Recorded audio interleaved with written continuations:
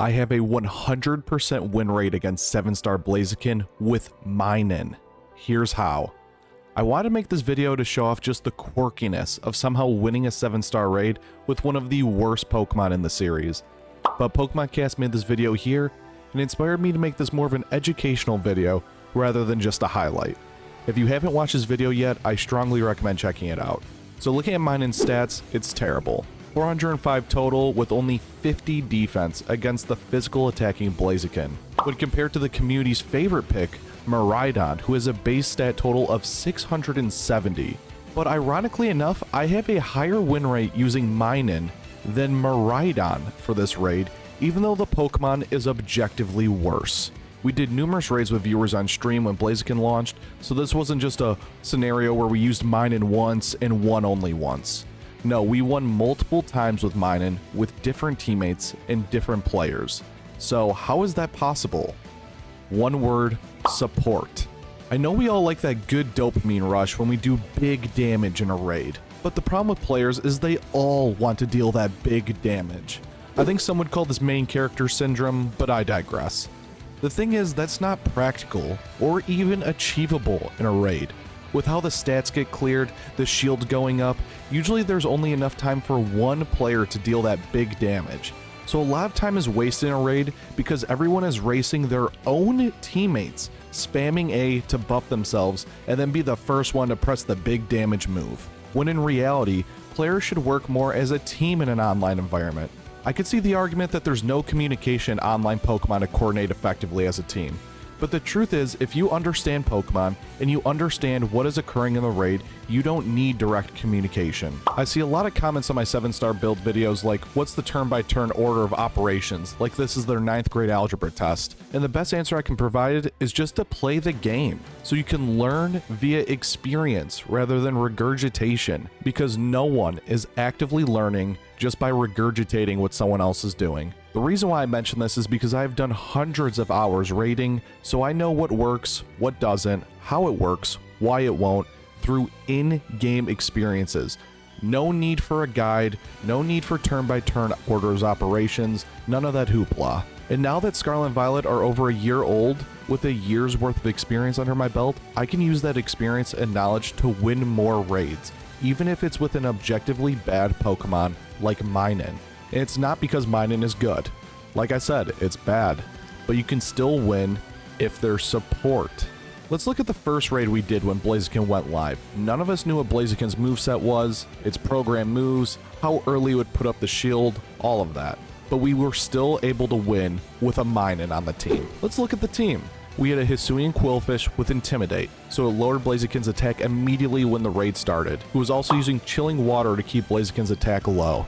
There was a Zekrom using Breaking Swipe to lower Blaziken's attack, Miraidon using Metal Sound to lower Blaziken's special defense, so itself, Zekrom, and Minin could all use that to our advantage because we were all special attackers targeting its special defense. And I was using Charm to lower Blaziken's attack as well. So everyone in this raid was supporting the entire team, whether it was by making Blaziken deal less damage to the team or take more damage by the team. And again, there was no communication, no game plan. And I specifically wanted to use Discharge on Minin as my stab special electric type attack because even though it's weaker when compared to a move like Thunderbolt or Thunder, I can provide the additional support with a higher paralysis chance than those moves, and the paralysis can prevent Blaziken from attacking. And when the raid timer was getting close to ending, I made sure to defense cheer to prevent any fainting, because if any of us were to faint at this point, the raid was a guaranteed loss. So I can prevent the lose condition by defense cheering. If you didn't know you could cheer in raids, please cheer when necessary. Each player gets 3 cheers each, so even though there's a total of 12 cheers possible in a raid, I usually only see 1 to 2 cheers max. Criminally underrated support option. And now let's compare that to the Miraidon raid, and let's see what went wrong. Starting out the raid, everything looked fine at first glance. Me and the other Miraidon both metal sounding, lowering Blaziken's special defense so our whole team can deal more damage, and that's when the raid fell apart. Terrapagos is sitting here just ice beaming for super effective damage, and Thundurus is charging, because it is. And the Miraidons were busy metal sounding. So because the teammates were busy rain dancing, ice beaming, charging, no one lowered Blaziken's attack.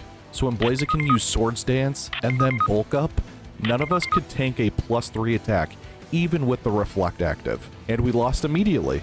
It was kind of impressive how quickly we lost, not gonna lie. None of us could even get a Tera off, we lost so fast. Now, I'm not pointing this out to shame or flame these players, not at all. I just think this is the perfect example why supporting is very important when doing raids, and how you can win more raids more consistently if you support. All of us were doing our own thing. The only support thing that was attempted was 1 reflect and 2 metal sounds, and you can argue that the metal sounds weren't even that supportive. This group treated it as 4 separate 1v1s, when in reality, it's all of us against 1, and we lost because of it. I'm not trying to say that you should strictly play hard support and sit there and cheer till victory, but there's a lot of Pokemon who I like to designate as all-rounders who can deal big damage and support on the same moveset. Those are the must-build Pokemon because they can be very flexible depending on the raid and depending on your teammates. Think of a Pokemon like Bellybolt. It can be played as a solo with parabolic charge spam till you win, but you can also use chilling water and reflect if your team needs it. Miraidon can solo raids by spamming Electro Drift and parabolic charge as well, but moves like Breaking Swipe lowering Blaziken's attack and reflect can help your entire team out if it's needed. So making room for those moves on your moveset can be really helpful to everyone involved rather than playing selfishly with moves like Calm Mind and Charge. Yeah, Miraidon benefits from those moves, but only Miraidon does. Moral of the story, if you play online with others, play like a team. Even a bad Pokemon like Minin or Squawkabilly can win a 7-star raid if the team plays like a team.